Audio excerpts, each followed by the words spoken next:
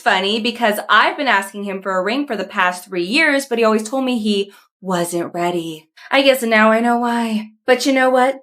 I don't need a ring anymore because we are through, Jeff. Brandy, please don't do this. Well, maybe you should have thought about that before you brought another girl to our home. Speaking of which, I found this in our room last week. I thought you might want it back.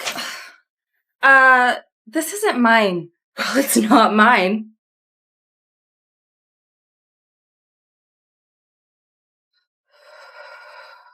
Oh, you son of a bitch! There's another girl? Okay, look, you were both out of town and I was lonely, but it was just a fling. Save it, because you and I were also through. Waiter, add this to his tab for me, will ya? Noted. By the way, Jeff, I already threw all your belongings out into the front lawn, and I changed all the locks, so don't even bother coming home tonight. Well, where am I supposed to stay tonight? Maybe you should go stay with your third girlfriend. Come on, girl, let's get out of here. What a loser. I know, right? I can't believe Jennifer, get back to work before I fire you. Okay, I'm coming. I better get back to work.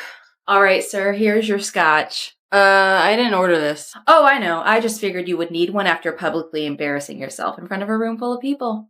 I'll be adding it to your bill, as well as that bottle of wine. Have a good one. I am so glad you're finally seeing this movie. It has the craziest plot twists that you're never gonna see coming. I don't know, I'm pretty good at predicting movies. Well, not this movie. The twists and turns are insane. It shocks everyone. Okay, let's start it then. Here we go.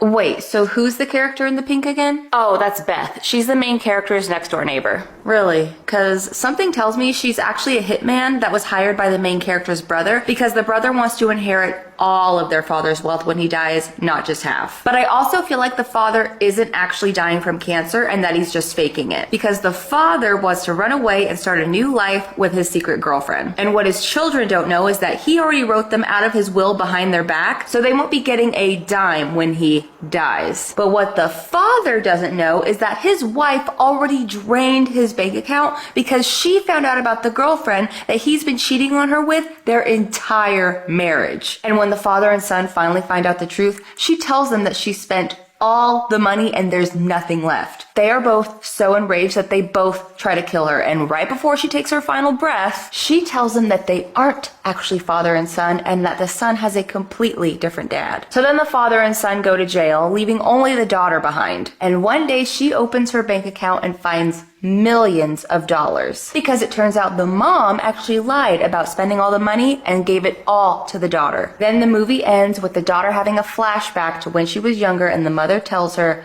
"I promised I would always take care of you." And then the screen goes black. That's just my early prediction though. Who knows what's gonna happen?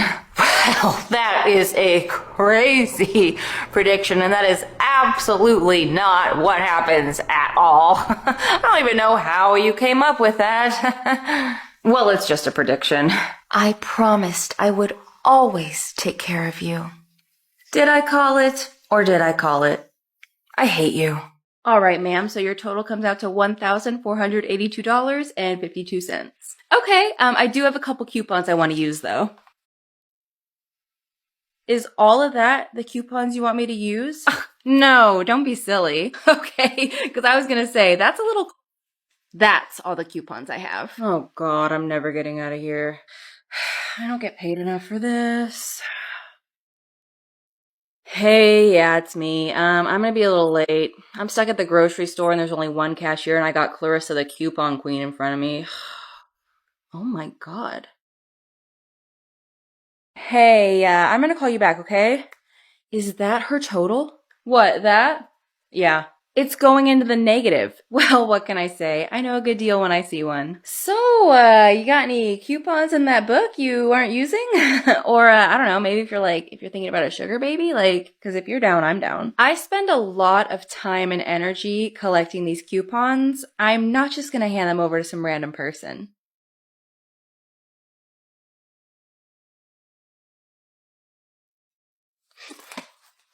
Hey! She's a runner, she's a track star. Come back here with my coupons! Bite me, coupon Clarissa. Oh, it's 9 o'clock. Time to close. Hi. Oh, good. You're still open. Actually, we just closed, so you're gonna have to come back tomorrow. The sign says 9 p.m. And it is currently 9 p.m. Would you look at that? Well, I'm already here. Can't you just let me in? No. Please, like I promise I'll tip you really good. Let me guess. You'll tip me $3 instead of $2? I'll pass. Are you really gonna kick me out when I'm already in the lobby?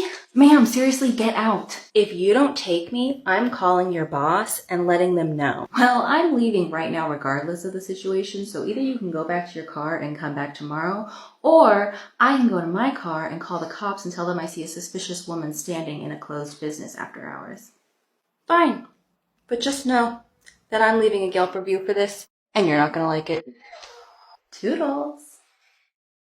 Hi, ma'am. What are we doing today? So I really want to get a haircut and a deep conditioning treatment. Okay, that's no problem. So the haircut is going to be $60 and the conditioning treatment is going to be $20. So your total today will be $80. $80? Are you out of your fucking mind? No, I'm just quoting you the price so that you don't have sticker shock when you have to pay in the end. There is no way I am paying $20 for a conditioning treatment. And don't even get me started on the haircut prices. You really think you can charge $60 for something I could easily just do at home? If she could do it herself, why is she even here? I know, right? Some people. Well, actually, $80 is pretty standard for this area. I don't care. I'm not paying more than $40. Now hurry up and get started. I've got places to go. I'm not gonna do your hair for only half price. Why not? You're practically robbing clients by charging them $80. You can afford to give somebody a discount. No, I can't. I work commission, which means that the owner takes half of everything that I make, so I'm not even pocketing it all. And if they find out I'm undercharging, I'm gonna get in trouble. Sounds like a you problem. Now you gonna get started on my hair, or do I need to make a scene? I can do your hair, but it's gonna be $80. Nope, absolutely not. Then I'm afraid I can't do your hair. Who the hell do you think you are, some kind of celebrity hairstylist or something? Because I saw your last client as they were leaving and your work is hardly anything to brag about. Nobody should be paying anywhere close to $80 for your subpar work. Ma'am, can you please stop yelling at me? And what if I don't, I'm the customer, which means I am right, and you can't say anything to me. She can't. But I can. And who are you? I'm somebody who's tired of hearing you disrespect this poor girl. Disrespect? If anybody is being disrespected, it's me. So she's disrespecting you just because you're a cheap ass who thinks they can argue their way into a discount? It's giving cheap bitch energy, so if you're broke, just say that. I am not broke. I'll have you know I have a thriving career and I make well over 6 figures. Then $80 really shouldn't be that hard for you, should it? Or are you not bright enough to do the math? It's not about the money. I have the money. It's about the principle of things. A haircut and a deep conditioning treatment is not worth that much. Well, nobody's stopping you from walking out of the salon and going to find someplace that does it cheaper. Also, you said you could